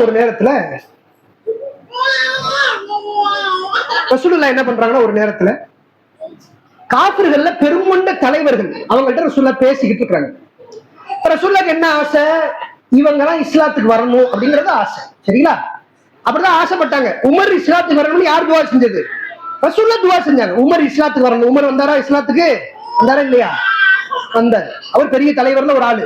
அவர் இஸ்லாத்துக்கு வரணும் ரசூலுல்லாஹ் துவா செஞ்சாங்க. அந்த அடிப்படையில வந்தாரு, ஆசைப்பட்டாங்க, கிடைச்சிருச்சு. அது போன்று ரசூலுல்லாஹ்க்கு ஒரு ஆசை. மதீனாக்கு வந்ததுக்கு பிறகு குறிப்பிட்ட சில தலைவர்கள் இஸ்லாத்துக்கு வர வேண்டும் என்று நபிகளாருக்கு ஆசை. இதுதான் எக்ஸ்பெக்டேஷன். இப்ப ஆசை வந்துருச்சா, இப்ப பேசிட்டு இருக்காங்க, தாவா பண்ணிட்டு இருக்காங்க. பண்ணும்போது ரசூலுல்லாஹ்வை நம்பி இருக்கிற ஒரு சமுதாயம், யாரு, சஹாபா. அதுல சில பேர் வராங்க. அப்துல்லாஹ் இப்னு உம்மி மக்தும், கண்ணு தெரியாத சஹாபி. அவர் கூட சேர்ந்து இன்னும் 2-3 பேர், மொத்தம் 5 பேர் ரசூலுல்லாஹ்க்கு வேண்டி வராங்க. அவங்க ரசூலுல்லாஹ் பார்த்தா ஓடி வந்துருவாங்க. அவங்களுக்கு உலகமே ரசூலுல்லாஹ் தான். அப்துல்லாஹ் இப்னு உம்மி மக்தும்க்கு உலகமே யார் தான், ரசூலுல்லாஹ். ரசூலுல்லாஹ் சொன்னா கேட்போம், ரசூலுல்லாஹ் கூட இருக்கும். ரசூலுல்லாஹ் கூட போர் செய்யணும்னு ஆசைப்பட்டு இருப்பார், அழுகுவார். கண்ணு தெரியாத அவளுக்கு சண்டைக்கு எப்படி கூட்டி போக முடியும்? அவ்வளவு பாசம் ரசூலுல்லாஹ் மேல. அவங்களுக்கு உலகமே ரசூலுல்லாஹ் தான். இது வராங்க பக்கத்துல. இந்த காஃபிர்ல பெரிய தலைக்கட்டு என்ன செய்யறாங்க அப்படின்னா, ரசூலுல்லாஹ் சொல்ல சொல்ல சொல்ல மார்க்கத்தை கேட்டுக்கிட்டே இருக்கான். கேட்டு ஓகே ஏத்துக்கலாம் போலயே, நல்லா தானே இருக்கு, அப்படிங்கிற மாதிரி ஒரு முடிவுக்கு வந்துடும். ஆனா இவருடைய அந்த ஆணவம் இருக்குல்ல, இதுதான் யூத நசாராக்கள், மக்கத்து காபிர்கள், அதுக்கு முன்னாடி நிறைய நபிமார்கள், அவங்க சமுதாயத்துல நிறைய காபிர்கள் நாசமா போனதுக்கு காரணம் தற்பெருமை தான். நாங்க இவங்க கூட இருக்கிறதா அப்படிங்கிறது தான். இப்ப என்ன பண்ணான்னா, இவங்க பக்கத்துல வந்தவொடனே அந்த காபிர் சொல்றாங்க சொல்லா பார்த்து, நாங்க இஸ்லாத்தை ஏத்துக்கிறோம், ஆனா இவங்களை எங்க பக்கத்துல விடாதீங்க, இவர்களுக்கு எங்கள் மீது அதிகாரம் வந்துடும், இவங்க விரட்டி அடிக்கப்பட வேண்டிய விரட்டி விடுங்க அப்படிங்கிறாங்க. விரட்டி விடுங்க சொன்ன உடனே ரசூல்லா என்ன பண்ணாங்கன்னா கொஞ்சம் அமைதியா இருந்தாங்க. ஏன்னா அந்த ஆசை இருக்குல்ல, இஸ்லாத்துக்கு வந்துடும் அப்புறம் திருந்திடுவான் அப்படின்னு நினைக்கிற மாதிரி ஒரு ஆசை இருக்கும். சில பேர்லாம் அப்படித்தான், எப்படியாவது இஸ்லாத்துக்கு கொண்டு வந்துடணும், கொண்டு வந்ததுக்கு பிறகு எப்படின்னு திருத்திடலாம் அப்படின்னு. அப்படிலாம் கிடையாது, திருத்திட்டு தான் இஸ்லாத்துக்கு கொண்டு வரணும். தொழுகாமே தெரியுமா, ஒண்ணுமே இருக்காது, கல்யாணத்தை பண்ணி வச்சிருவோம், ஆலிமாவை பிடிச்சி கல்யாணம் பண்ணி வச்சிருவோம், பண்ணி வச்சிருவாங்க.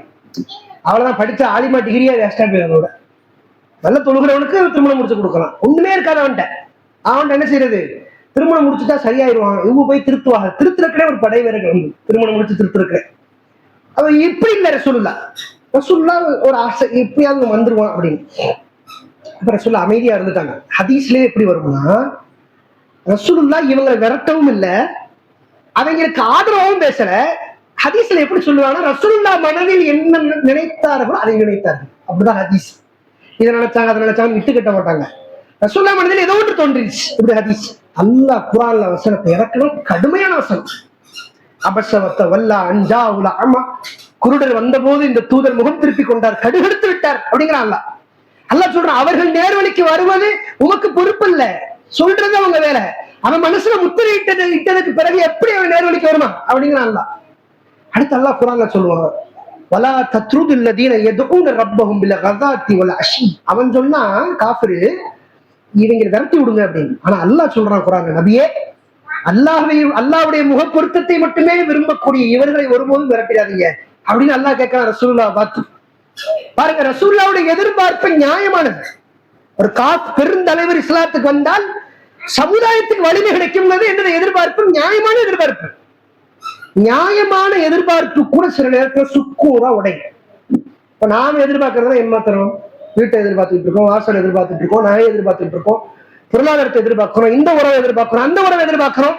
இப்ப நம்ம எதிர்பார்ப்புல ஏமாத்துறோம். ரசூலுல்லாஹ் மார்க்க ரீதியான எதிர்பார்ப்பு, மார்க்க ரீதியாக சமுதாய அக்கறைக்கான எதிர்பார்ப்பை அல்லாஹ் சுக்கூரா உடைச்சான்.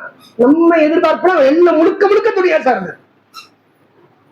எதிர்பார்ப்புகளை குறைக்க பழகிக்கணும். சில நேரங்கள்ல ஒரு 5 நிமிஷம் அதோட முடிக்கிறேன். சில நேரங்கள்ல ரசூலுல்லாஹ்வை இப்ப இப்படி சொன்னோம்ல, ரசூலுல்லாஹ் உருவாக்கிய சமுதாயம், ரசூலுல்லாஹ் மட்டுமே நேசித்த சமுதாயம் சொன்னோம்ல, அந்த சமுதாயமே ரசூலுல்லாஹ் ஒரு நேரத்துல எதிர்த்து பேசும். ரசூலுல்லாஹ் மனசு உடஞ்சிருந்தாங்கன்னா என்ன ஆயிருக்கும்? மனசு அப்படிங்கிறது நம்மளோட மட்டும் இல்ல, புரியுதா? நாம், நம்முடைய குடும்பம், நம்ம சமுதாயம் சார்ந்தது. இதை ஒழுங்கா வச்சுக்கிட்டா நம்ம குடும்பம் நல்லா இருக்கும். ஒரு கணவன், ஒரு குடும்பத்தினுடைய தலைவனுடைய மனசு உறுதியாக மார்க்கம் காட்டி அடிப்படையில் இருக்கப்படும் ஒரு குடும்பம் நல்லா இருக்கும். ஒரு மனைவியுடைய மனசு சரியா இருந்தா, மன ரீதியான விஷயங்களை சரியாக பலவீனப்பட விடாம பாதுகாத்து இருந்தா அப்படின்னா ஒரு குடும்பம் நல்லா இருக்கும். ஒரு சமுதாய தலைவர் அவருடைய மனசு சரியா வச்சிருந்தாருன்னா சமுதாயம் நல்லா இருக்கும். இது தனிப்பட்ட நபருடைய சொந்தமானது மட்டுமல்ல. பாருங்க, ரசூலுல்லாஹ் ஹுனைன் போர்க்களை கேள்விப்பட்டிருக்கீங்களா? எப்ப நடந்த போர் சொல்லுங்க, எப்ப நடந்த போர்? ஹுனைன் போர் டைம்லாம் சொல்ல வேண்டாம், இதுக்கப்புறம் நடந்துச்சு, அதுக்கப்புறம் நடந்துச்சு சொல்லாம. மக்கா வெற்றி தெரியுமா? ரசூலுல்லாஹ் மக்கால இருந்து வெளியே வந்துட்டு பிறகு மக்கா வெற்றி கிடைச்சிருச்சு, மக்கா கிடைச்சிருச்சு, மக்காவே கையில கிடைச்சிருச்சு. இதுக்கப்புறம் நடந்த போர் தான் ஹுனைன் போர். ஹுனைன் போர் கடுமையான போர். நீங்க பாருங்க, காஃபிர்களும் அதிகமான எண்ணிக்கையில இருப்பாங்க, முஸ்லிம்களும் அதிகமான எண்ணிக்கை இருப்பாங்க. ஒட்டகங்கள், குதிரைகள்லாம் ஆயிரக்கணக்கில் இருந்த ஒரு போர் என்னது ஹுனைன் போர்க்கெல்லாம். கடுமையான ஒரு போர்க்கெல்லாம் நிறைய படிப்படை உண்டு. நீ குர்ஆன்ல பாருங்க, அல்லாஹ் ஹுனைன் சம்பந்தமா நிறைய பேசும். ஒரு மனிதனுடைய யதார்த்த நிலையை விளக்கி ஒரு போர் ஹுனைன் போர். ஹுனைன் முடிஞ்சிருச்சு, சரிங்களா? முடிஞ்சிருச்சு ஹுனைன். ஹுனைனுக்கு முன்னாடி என்ன நடந்துச்சு? மக்கா வெற்றி. மக்கா வெற்றி பெற்றோன சாரை சாரையாக முஸ்லிம்கள், நிறைய நபர்கள் இஸ்லாத்தை ஏற்றுக்கொண்டிருந்தார். அது தெரியுமில்ல, நிறைய பேர் குளம் குளமாக என்ன செய்வாங்க, இஸ்லாத்தை ஏத்துக்குவாங்க. மக்கா வெற்றிக்கு கொஞ்சம் முன்னாடி அவர்கள்லாம் யாரு? காஃபிர்கள். மக்கா வெற்றியில இஸ்லாத்துக்கு வந்திருக்கிறாங்க. அதுக்கு முன்னாடி வரைக்கும் யாரு அவங்க? காஃபிர்கள். சும்மா காஃபிர் இல்ல, ரசூலாவை எதிர்த்து சண்டை போட்ட காத்திருக்கு. இப்பதான் இஸ்லாத்துக்கு வந்திருக்காங்க. ரசூலா என்ன பண்றாங்கன்னா, ஹுனைன்ல பொருளாதாரம் நிறைய கிடைக்கும்ல, கனிமத்து, இதை பங்கு வச்சு கொடுக்குற பொறுப்பு அல்லாஹ் ரசூல் மட்டும்தான், வேற யாரும் பங்கு வைக்க கூடாது. அவங்க இஷ்டத்துக்குலாம் எடுத்துக்க கூடாது. நான் இத்தனை பேரை கொண்டுட்டேன் அதனால எனக்கு நிறைய கொடுக்குறதுலாம் கேட்க முடியாது. ரசூலா பங்கு வச்சு கொடுக்குறது தான், அது யாருக்கு எவ்வளவு கொடுக்குறாங்க அப்படிதான். இப்ப ரசூலா என்ன பண்றாங்க, புதுசா இஸ்லாத்துக்கு வந்தாங்களே இவங்களுக்கு கொஞ்சம் அதிகமா கொடுக்குறாங்க ரசூலா. ஏற்கனவே இருந்த அன்சாரிகள் ரசூல்லா மட்டுமே நம்பி இருந்தவங்க, உலகமே ரசூலா சொன்னவங்க, அல்லது ரசூலுல்லா அவ்வளவு நேசிச்ச அந்த மக்கள், அந்த மக்கள் ரசூலாவை நேசிச்சதை விடுங்க, ரசூலுல்லா நேசிச்சாங்களே, எவ்வளவு நேசிச்சாங்க. இந்த மக்களுக்காகவே வாழ்க்கையை அர்ப்பணிச்சாங்களே, பண்படுத்திக்கிட்டே இருந்தாங்களே, இந்த மக்களை பாதுகாத்துக்கிட்டே நம்ம சத்தம் கிட்டா கூட என் மக்களுக்கு எதுவும் ஆயிடக்கூடாதுன்னு முதல்ல ஆளா போயிட்டு வருவாங்களே, அப்படிப்பட்ட ரசூலுல்லா ஹுனைன்ல கொஞ்சம் கூடுதலா புதுசா வந்த முஸ்லிம்களுக்கு கொடுக்கவும் இந்த அன்சாரிகள் என்ன சொன்னாங்க தெரியுமா, ரசூலுல்லா பார்த்து, இதெல்லாம் ஒரு மனுஷனை உள்ளத்துல பலவீனம் ஆக்கும். நான் வளர்த்த புள்ள என்ன எதிர்த்து பேசுது அப்படிங்கிறத ஒரு தாய்க்கு பெரிய கஷ்டம். எதிர்த்து பேசக்கூடாது, மயனுக்கு அறிவுரை சொல்லுவோம், அது தனியா வேற தரப்பியால. உங்கள்கிட்ட என்ன சொல்லுவோம், என்ன எதிர்த்து பேசுனா நீங்க உறுதியா இருக்கணும்னு சொல்லுவோம். இப்ப தகப்பனுக்கு எது பெரிய கஷ்டமா இருக்கும், வளர்த்த மைய என்னை எதிர்த்து பேசிட்டாங்க, அடிச்சுட்டான், எனக்கு எதிராக வார்த்தை சொல்லி, இது பெரிய தாக்கத்தை ஏற்படுத்துமா இல்லையா? இவ்வளவு செஞ்சு எனக்கு இப்ப இதான் பிரதிபலனா, இதுதான் மனுஷனுக்கு பெரிய பித்தனா. செய்யும் போது நல்ல இகலாசோடு செஞ்சோம், உறவினர்களுக்கு கொடுத்தோம், அவங்க என் திருமணத்துக்கு வரல, என் சொந்தத்துக்கு வரல, அல்லது நான் கூப்பிட்ட இடத்துக்கு வரல, எனக்கு ஒரு கஷ்டப்பட வந்து நிக்கல, அதனால வேண்டாம் போ. ஏன் நான் நிறைய செஞ்சேன், உனக்கு பதிலுக்கு செய்யல. நீ யாருக்காக செஞ்சீங்க, அல்லாவுக்காக செஞ்சேன். பிள்ளை யாருக்காக வளர்த்தீங்க, அல்லாவுடைய கடமைக்காக வளர்த்தீங்க. பிள்ளை யாருக்காக உணவளிச்சீங்க, எதற்காக வளர்த்த ஆளாக்குனீங்க, அல்லாவும் சொன்னதுக்காக. மற்றபடி எந்த எதிர்பார்ப்பும் இல்லை. அவனே ஒரு வேலை துரோகம் இருந்தாலும் என்னது இல்லை, கடந்து போய்கிட்டே இருக்கணும். நமக்கு அல்லாஹ்தான், இவனோடய நம்ம பிறந்தோம், இந்த உறவோடைய உலகத்தை அல்லாஹ் நம்மளை படைச்சோம் இல்லையே, நான் தனியாத்தான படைக்கப்பட்டேன், நமக்கு அல்லாஹ் ஒரு வழியை காட்டுவான்னு போய்கிட்டே இருக்கணும். இது உள்ளத்தை உறுதியா வச்சுக்கிறது. இந்த சஹாபாக்கள் ரசூல்லா பார்த்து கேட்கறாங்க, பங்கு வச்சு கொடுத்துட்டாங்களா ரசூல்லா? இப்போ ஒருத்தர் சொல்றாரு, அவர் அன்சாரி, ஃபகால ரஜுலுன் மா உரீது பிஹாதிஹில் கிஸ்மத்தி வஜ்ஹுல்லாஹ். ரசூலுல்லா பங்கு வச்சு கொடுத்தாங்களே இந்த பங்கு, இதுல அல்லாஹ்வுடைய முகப்பொருத்தம் இல்லை அப்படிங்கிறார். ரசூல்லா வச்சு கொடுத்த பங்குல அல்லாஹ்வுடைய முகப்பொருத்தம் இல்லை அப்படிங்கிறாரு ஒரு ஆளு. எப்படி இருக்கு ரசூல்லா, குத்துமா இல்லையா? இன்னொருத்தர் சொல்றாரு, யக்ஃபிருல்லாஹு லிரசூலில்லாஹி ஸல்லல்லாஹு அலைஹி வஸல்லம், அல்லாஹ் ரசூலுல்லாஹ்க்கு பாவம் மன்னிப்பு கொடுக்கட்டும். உலகத்துல எல்லாரும் தானே பாவம் செய்வோம், அல்லாஹ் என்ன செய்யட்டும், ரசூலுல்லாஹ்க்கு மன்னிப்பு கொடுக்கட்டும் அப்படிங்கிற ஒருத்தர். இவர் யாரு, அன்சாரிகள்ல உள்ளார். என்ன ஆதங்கம், இவ்வளவு நாள் இஸ்லாத்துல இருக்கோம் நாங்க, இப்ப எங்களுக்கு கனிமத்து அதிகமா, எல்லா போர்லயும் கலந்துகிட்டு நாங்க, கஷ்டத்திலையும் நஷ்டத்திலையும் இருந்த நாங்க, கடல் மேல குதிரையை கொண்டு போய் செலுத்தினால செலுத்திய நாங்கள், எங்களுக்கு ஒரு கனிமத்து கிடையாதா அப்படிங்கிறது ஆதங்கம். ஆனா அந்த ஆதங்கத்துக்கு ஒரு நியாயமான பின்னாடி ஒரு காரணம் சொல்றேன், இதை இப்படி பாத்துக்கிறது. இப்ப இன்னொருத்தர் சொல்றாரு, இன்னஹாதா லஹுல் அஜப், இது என்னப்பா ஆச்சரியமாக உள்ளது, இன்ன சுயூஃபுனா தக்கத்தோட மின் திமாஇ குறைஷ், எங்களுடைய கத்தி குறைஷிகளை அறுத்து அந்த ரத்தம் இன்னும் காயல, கனாயிமுனா துரத்தோலை, ஆனா என் கனிமத்து மறுபடியும் அவங்களுக்கே கொடுக்கப்படுது அப்படிங்கிறது. போன பொருள் அவங்களோட சண்டை போட்ட ஈரம் இன்னும் காயல கத்தியில, இப்ப இஸ்லாத்துக்கு வந்துட்டாங்க சொல்லி எங்க கனிமத்தை தூக்கி அவங்களுக்கு கொடுப்பீங்களா அப்படின்னு ஒரு கூட்டம் பேசுது. அப்ப இன்னொரு சொல்றாங்க, ஒரு கூட்டமே சொல்லுது காலத்தில் அன்சாரிகள் எல்லாம் சொன்னார்கள், இதா காலத்து ஷதீதத்துன் ஃபநஹ்னு நுதா, கஷ்டம் என்றால் அன்சாரிகளே அப்படின்னு கூப்பிடுறீங்க, கனாயிமுனா துரத்தோ, கனிமத்தை மட்டும் வேற ஆளு கொடுப்பீங்களாங்க. ரசூலுல்லாஹ் உண்மைதானே அது, கஷ்டம்னா யாரை கூப்பிட்டாங்க ரசூலுல்லாஹ், அன்சாரிகளை கூப்பிட்டாங்க. வஹதுல கூப்பிட்டாங்களே, என்னோடு யார் போர் செய்யறாங்க சொர்க்கத்துல என்னோடு இருப்பாங்கன்னு சொன்னாங்களே, வந்தவர் யாரு, அன்சாரி. ரெண்டாவது நாள் வந்தவர் கொல்லப்பட்டுட்டாரு, திருப்பி கேட்டாங்க ரசூலுல்லாஹ், என்னோடு யார் போர் செய்வாங்களோ சொர்க்கத்துல என்னோடு இருப்பாங்க அப்படின்னு. ரெண்டாவது நாள் வந்தவர் யாரு, அன்சாரி. 7 தடவை அன்சாரி தான் வந்தாரு, 7 அன்சாரிகள் கொல்லப்பட்டார்கள். ரசூலுல்லாஹ் என்ன சொன்னாங்க தெரியுமா, முஹாஜிர்களை விட அன்சாரிகள் இதுல முந்திட்டாங்க அப்படின்னு. பாருங்க, அன்சாரிகள் தான் கஷ்டத்துல வந்தவங்க, கஷ்டத்திலையும் நஷ்டத்திலையும் உயிர்களையும் உடமைகளையும் கொடுத்தவர்கள் அன்சாரிகள். அப்ப அந்த ஆதங்கம், கஷ்டம்னு அன்சாரிகளை கூப்பிட்டு கனிமத்தை மட்டும் அவங்களுக்கு கொடுக்குறீங்களே, ஒரு முஸ்லீம்கள் தான் இப்ப வந்தவங்க, போன பொருளை சண்டை போட்டு இந்த பொருளை முஸ்லீமா வந்தா ஒரு மனுஷன் இருக்கட்டே.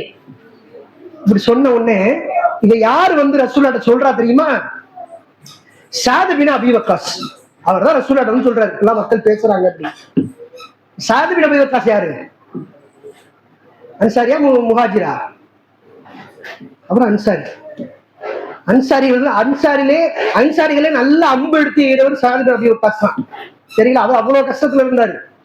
உகது போர்லாம் கருவேல மரத்து அகல் போர்ல கருவேல மரத்தினுடைய இலைகளை சாப்பிட்டுட்டு அம்பு எந்த ஒரு சஹாபி சாத் பின் அபி வக்காஸ் அவர் வந்து சொல்றாரு, அல்லாஹ்வுடைய தூதரே, இவர் சம்பந்தம் குர்ஆன் வசனங்கள்லாம் உண்டு. அப்படி சொல்றாரு, அல்லாஹ்வுடைய தூதர் மக்கள் எல்லாம் அப்படி பேசுறாங்க உங்களை பத்தி, இதெல்லாம் சொல்றாரு. இப்படி ஒருத்தர் சொல்றாரு, இப்படி ஒரு ஆள் சொல்றாங்க அப்படின்னு சொன்ன உடனே இவரை முடிச்சிடறேன் பாய் தலைய சூர்யா. அப்ப இவர் சொன்ன உடனே ரசூலுல்லாஹ் கேட்கிறாங்க, சாதே இப்ப இவ்வளவு பேர் பேசுறாங்க இந்த கருத்துக்கள்லாம், நீங்க என்ன கருத்துல இருக்கீங்க அப்படின்னு கேட்கிறாங்க ரசூலுல்லாஹ். ஒரு ஆள் வந்து சொல்றாரு, இப்பெல்லாம் மக்கள் பேசுறாங்க, பேச்சு காட்சி என்ன சொல்லிருக்கணும், ஊரு இப்படி பேசணும், நான் உங்களை இப்படி பேசணும் சொல்லுவோம். பேச்சு காட்சி மனசுக்குள்ள 1000 வச்சுக்கிட்டு அவங்க விடுங்க பாய், நான் உங்களுக்கு இருக்கேன் பாய் அப்படிங்கிறது இவர் தான் முதல் வேலையை பார்த்திருப்பேன். அப்ப இவர் என்ன சொல்றாருன்னா, சாது அல்லாஹ்வுடைய தூதரை, நானும் அன்சாரிகளை சேர்ந்தவன் அப்படிங்கிறாரு. வந்து செய்தியை சொன்னவர் இதே கருத்துல தான் நானும் இருக்கேன், அப்படித்தான் நீங்க கொடுத்தது தப்பு தான் அப்படிங்கிறாரு.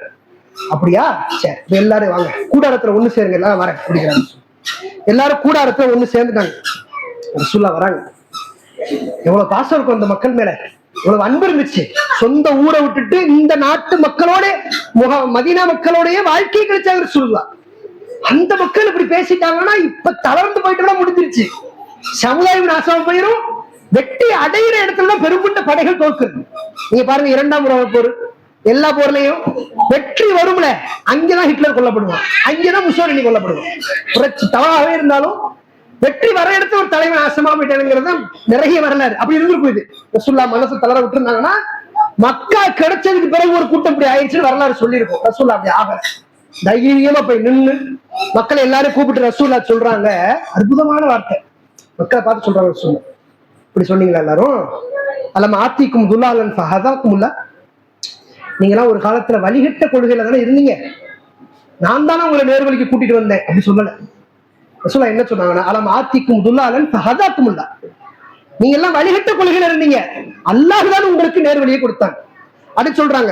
ஆலத்தன் ஃபஅனாக்குமுல்லா, ஒரு காலத்தில் உணவு இல்லாமல் கஷ்டப்பட்டீர்கள், அகல் பொருளை கஷ்டப்பட்டாங்க, இன்னைக்கு இவ்வளவு பொருளா உங்க கையில ஒரு பொருளாதாரம் இருக்கு, கனிமத்து கொடுத்திருக்கீங்க, அதை பார்க்க மாட்டீங்களா அப்படிங்கிறாங்க ரசூலுல்லாஹ்.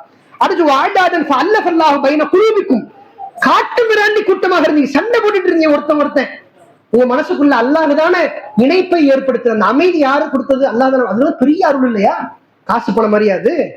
இத்தனை ஆண்டு காலமான வளமை சண்டை போட்ட கூட்டமா இருந்தவங்களை அமைதியின் பக்கமாக கொண்டு வந்தது அல்லாஹ், அதை பாருங்க அப்படின்னு சொன்ன உடனே எல்லாரும் வாயடைச்சு போயிட்டாரு. ஆமா, இதை மறந்துட்டோமே, அல்லாஹ் கொடுத்த மார்க்கம் பெருசு, இந்த கனிமத்தில் பெருசா நினைச்சிட்டோமே அப்படின்னாங்க. இது இன்னொன்னு புரிஞ்சுக்கிறோங்க, இவங்க எல்லாரும் கோவப்பட்டதுக்கு ஒரு காரணம் இருக்கு. அது என்ன காரணம்னா, ரசூலுல்லாஹ்க்கு அந்த மக்கள் மேல பாசம் வந்துருச்சுங்கிற ஒரு காரணம்.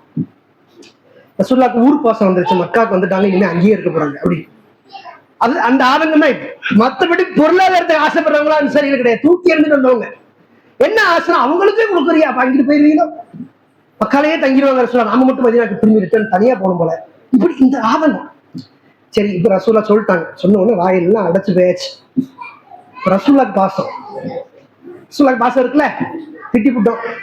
ரசூலுல்லாஹ் கேட்கறாங்க, ஏன்பா நான் இவ்வளவு சொன்னேன், யாராவது என்னை பார்த்து ஒரு பதில் சொல்ல மாட்டீங்களா அப்படின்னு. சஹாபாக்கள் சொன்னாங்க, அல்லாஹ்வுடைய தூதர், உங்களை பார்த்து நாங்க என்ன பதில் சொல்றது. நல்லா கவனிங்க, உள்ளம் உறுதியா வச்சுக்கிட்டோம் அப்படின்னா, சண்டையா இருக்கட்டும் சச்சரவா இருக்கட்டும், இதை மட்டும் ஸ்ட்ராங்கா வச்சுட்டிய, இதை பழகி நடந்து ஐயோ போச்சேன்னு விழுந்துட்டீங்கன்னா முடிஞ்சிருச்சு. தைரியம் விளையாண்டு சமாளிச்சு பாருங்க, நீதமா யோசிச்சு பாருங்க, மனசை குழம்ப விடாம நின்று பாருங்க, எல்லா இடத்தையும் அல்லாஹ் இணைப்பை ஏற்படுத்தும், அறிவுக்கு விடை கிடைக்கும். இங்க மனசு போன போக்கிற போயிடக்கூடாது, இப்படி சொல்லிட்டானே முடிஞ்சிச்சு, ஏன் இப்படி சொன்னேன், கோபத்தை சொல்லிட்டேன், சரி விடு, நான் உனக்கு என்ன பண்ணிருக்கிறேன், அல்லாஹ் உனக்கு என்ன செஞ்சிருக்கான் இப்படின்னு சொல்லணும். சொன்னா விளங்கும், ஆஹா தப்பு பண்ணி தப்ப புரிய வைக்கணும். நம்மளை திட்டானே அவனையும் வெறுத்து, எதிர உள்ள மனிதரையும் வெறுத்து, உறவையும் வெறுத்து, துண்டிச்சு விட, அவங்களும் கஷ்டப்பட்டு அவர்களையும் கஷ்டப்பட்டு இப்படி போயிடக்கூடாது. ரசூலுல்லாஹ் எடுத்து சொல்றாங்க, நிதானமாக உள்ள உறுதியோடு. சொன்ன உடனே கடைசியில் கேட்கிறாங்க ரசூலுல்லாஹ், எனக்கு தான் பதில் சொல்லுங்க அப்படின்னு. சஹாபாக்கள் சொல்றாங்க, அல்லாஹ்வுடைய தூதரே, உங்களுக்கு நாங்க என்ன பதில் சொல்றது அப்படின்னு சொல்ல. ரசூலுல்லாஹ் சொல்றான், அப்படியா பதில் சொல்ல பாயிண்ட்ஸ் இல்லையோ, சரி நான் ஒண்ணு சொல்லித்தரேன், அதையே நீங்க எனக்கு பதிலாக சொல்லுங்கிறாங்க ரசூலுல்லாஹ். சொல்லுறியா, ரசூலுல்லாஹ் தான் பாயிண்ட்ஸ் எடுத்து கொடுக்குறாங்க, என்னைய பார்த்து இப்படி சொல்லுங்க அப்படின்னு.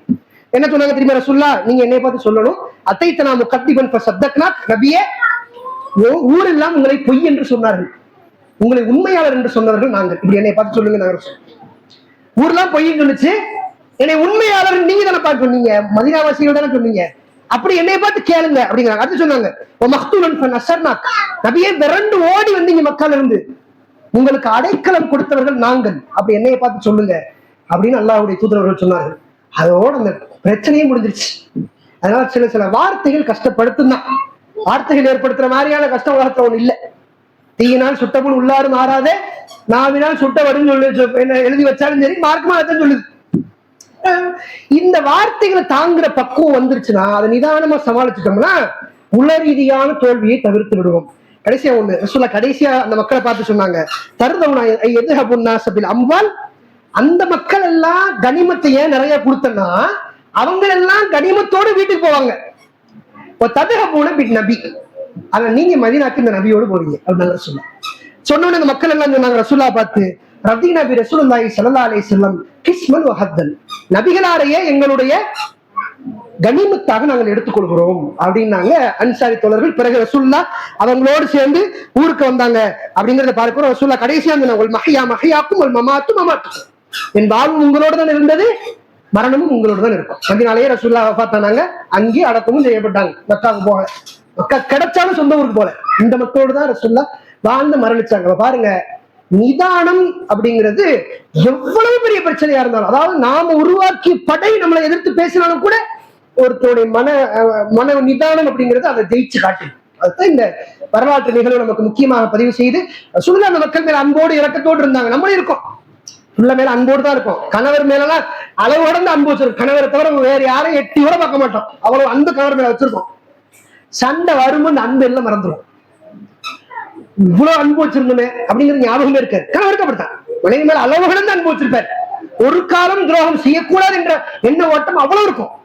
சின்ன சண்டை, ஒரு வார்த்தை என்னை பார்த்து சொல், வாழ்க்கையே இருக்கும் புரிய ஒரு வார்த்தை என்னை பார்த்து கேட்டாங்க அப்படின்னு அதை நிதானமா கடக்க பார்த்தணும். அப்படின்னா இந்த உள்ளம் ரீதியான விஷயங்களை தோல்வியை தழுவ மாட்டோம். முதல்ல நம்ம தோத்தே போகக்கூடாத ஒரு இடம் அப்படின்னா உள ரீதியான பாதுகாப்புல தான். இதுதான் முக்கியமான அம்சம். இந்த நிகழ்வுல உரையாக நம்ம சொல்லிக் கொடுக்கிறோம்.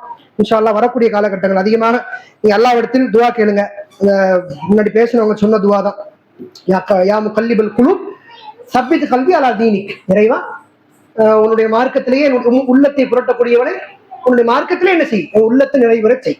இதே மாதிரி இன்னொரு துவா இருக்கு, யா முகல்லிபல் குலூப் சப்பித் கல்வி அலா தாஅத்திக், இறைவா உள்ளங்களை புரட்டக்கூடியவனே உனக்கு கட்டுப்படுவதன் பக்கமாக உள்ளத்தை பரட்டி. உள்ளத்தை எப்படி பரட்டுற, கட்டுப்படுறது பக்கமா பரட்டிட்டீங்கன்னா ஈஸியா போயிடும் நமக்கு, நான் எல்லாத்தையும் கேட்டு நடந்துருவேன். இன்னொரு துவா, அழகான ஒரு துவா இருக்கு. அதனால அதிகமான இந்த துவாக்களை செய்யுங்க. உள்ளம் உறுதியாக ஆக்கக்கூடிய ஒரு நமக்கலாக ரஹ்மான் உங்களையும் என்னையும் ஆக்கி அருள் புரிவானாக.